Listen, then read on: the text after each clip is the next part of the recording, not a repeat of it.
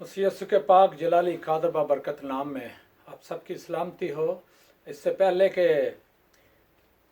मैं आगे बढ़ूं, मैं आपको बताना चाहता हूं, मैंने पार्ट 1 में आपको बताया कि ये 2 बाब काफ़ी थे अगर बनी नौ इंसान के दरमियान तीसरा शख्स ना आता। अब तीसरी जो ताकत आई उसने गड़बड़ क्या शुरू कर दी। अब वो सांप को इस्तेमाल किया और सांप के रूप में शैतान इंटर हो गया। जब ये पैदाइश दूसरा बाब और पहली 6 आयात का अगर हम मुतालिया करें तो इनमें हमें नज़र आता है कि किस तरीके से शैतान इंटर होकर अम्मा हवा के साथ बात करता है। बात किस तरह करता है? वो एंट्री डालता है और रफाकत आके बीच में आदम अपने कामों में चला जाता है।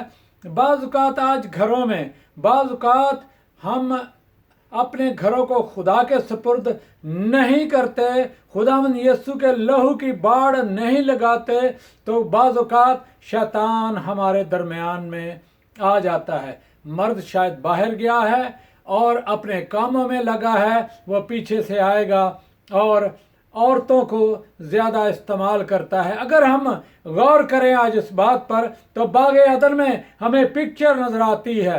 बाग़ अदन में हमें साफ तौर पर पैदाइश दूसरा बाब और इसकी 6 आयतों में अब शैतान जब इंटर हुआ तो उसने आदम से रफाकत ना रखी, आदम को उसने कुछ ना कहा, उसने हवा से रफाकत रखी। और क्या कहता है?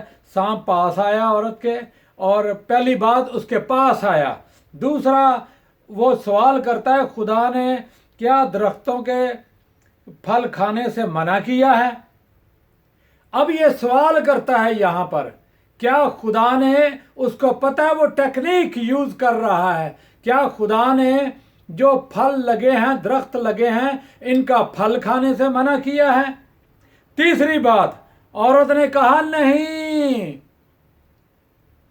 दरख्तों का फल तो सारों का हम खा सकते हैं, लेकिन 2 दरख्तों से मना किया है।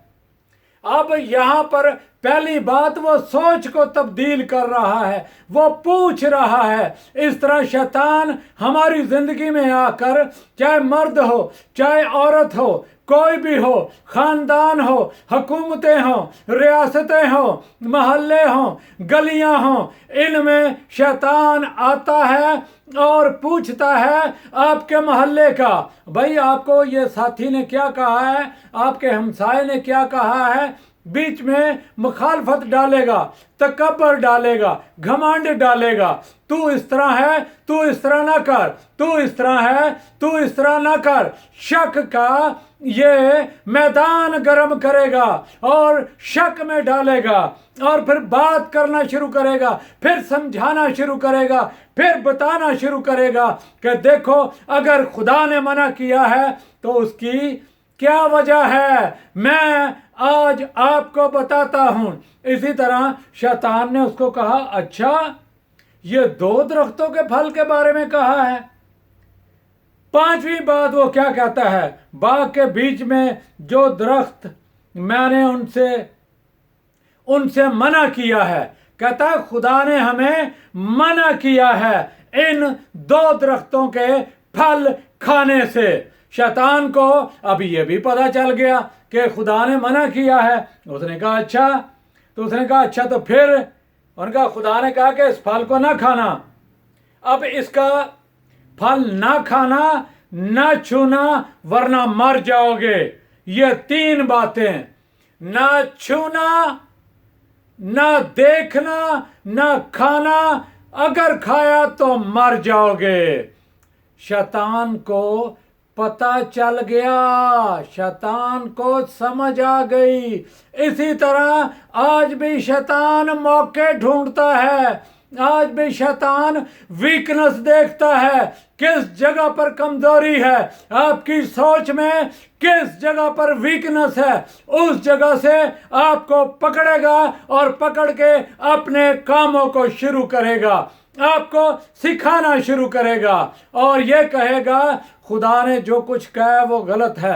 मैंने पहले आपको बताया हमें ये इतनी बड़ी बाइबल ना दी जाती। जूश स्कॉलर, हिंदू मुस्लिम स्कॉलर किताबें लिखी हैं, कभी इनकी जरूरत पेश ना आती अगर इंसान सिर्फ और सिर्फ खुदा की हजूरी में रहता। लेकिन शैतान तीसरा जब भी दाखिल होता है, चाहे वो मियाँ बीवी के दरमियान दाखिल हो, चाहे वो खानदान में दाखिल हो, बच्चों में दाखिल हो, कोई भी तरीका इस्तेमाल करे, आज भी वो तरीका इस्तेमाल करके कामयाब होना चाहता है, क्योंकि उसको पता है मेरा वक्त थोड़ा रह गया है, खुदावंद यीशु आने वाला है और आने से पहले मुझे मेरे कामों समेत मुझे बांध दिया जाएगा, मेरे कामों को खत्म कर दिया जाएगा। इस थोड़े अरसा में वो बहुत सा काम तेज करना चाहता है और इंसान की सोचों को तब्दील करना चाहता है, इंसान की सोचों में आना चाहता है, इंसान की सोचों में रहना चाहता है, ताकि वो गुमराह करे, खानदानों को ज़ाइल करे, कौमों को डिस्ट्रॉय करे, ताकि खुदा को हजूर ये बात कह सके, ये सारी दुनिया जो तूने बनाई है ये सारी मेरे ताबे है, लिहाजा काम और टाइम बढ़ता चला जाएगा। अजीजों, आज अगर हम खुदावंद यीशु की आमदे सानी में रुकावट है तो ये रुकावट है कि हम खुदावंद के ताबे नहीं, उन सोचों को बांधे, यीशु के नाम में बांधे। खुदावंद यीशु ने जान दी है, खुदावंद यीशु के लहू से आप कामयाब हो सकते हैं, खुदावंद यीशु के मार खाने से मैंने और आपने शिफा पाई है। आए खुदावंद यीशु पर ईमान रखें ताकि हम हमेशा की जिंदगी पाएं। मैं आपको ये बता रहा हूं कि किस तरह शैतान इंटर हुआ बाग अदन में, और आगे चलकर फिर मैं आपको बताऊंगा इसकी एंट्री से इंसान कितना पीछे चला गया। आज हम खुदा के साथ अगर रफाकत रखते हैं, मैंने जितने लोग भी खादमों को देखे, बहुत से लोगों को मैंने देखा, मैंने किसी को पीछे जाते नहीं देखा। क्यों? क्योंकि खुदा की कुदरत उनके साथ होती है। खुदा की कुदरत उस तारीकी की कुव्वत को जो आपके सामने रुकावट पैदा करने की कोशिश करती है, खुदावंद यीशु उस सारी लानत को, सारी तासीरों को रिवर्स कर देता है। हम बाइसे बरकत बनते हैं, हम शिफा का हमारे बदन में आती है, हमारी रूह का और खुदा के पाक रूह का एक ताल्लुक है। और जब हम इस बात पर गौर कर लेते हैं, हम खुदावंद यीशु के ताबे हो जाते हैं। वरना अजीजों, आज बड़ी मुश्किल है इस दुनिया में कामयाबी हासिल करने के लिए हमारे बदन में। मैं आगे तीसरे पार्ट में जाकर आपको थोड़ी सी और एक डिटेल बताऊंगा कि इस रफाकत इसने किस तरह सोच को गुमराह किया। आज हमारी सोच गुमराह होती है तो क्यों होती है? उस गुमराह सोच को बेहतर करने के लिए खुदावंद यीशु की सलीब के नीचे आना पड़ता है, और 4000 साल लगे बनी नौ इंसान को राह रास्त पर लाने के लिए। खुदावंद यीशु की आमद के आया खुदावंद यीशु ताकि मेरी और आपकी खातर खुदा का बर्रा जो है वो कुर्बान हो और वो जहां का गुनाह उठा ले जाए। आज हमारे अंदर बदी है, हमारे अंदर झूठ है, हमारे अंदर फ्रेब है, हमारे अंदर मक्कारी है, हमारे अंदर रियाकारी है, तो ये सारी सोचें शैतान तब्दील करता है।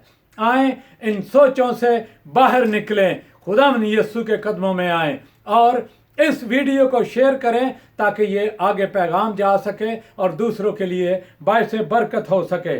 मैं अब इस चीज़ से जिससे उसने फ़ायदा उठाया, मैं आपको आगे चलकर थोड़ी सी और डिटेल बताऊंगा और हम बरकत पाएंगे। आज इस कलाम के बायस खुदा मुझे और आपको बरकत बख्शे, यीशु के नाम में, आमीन।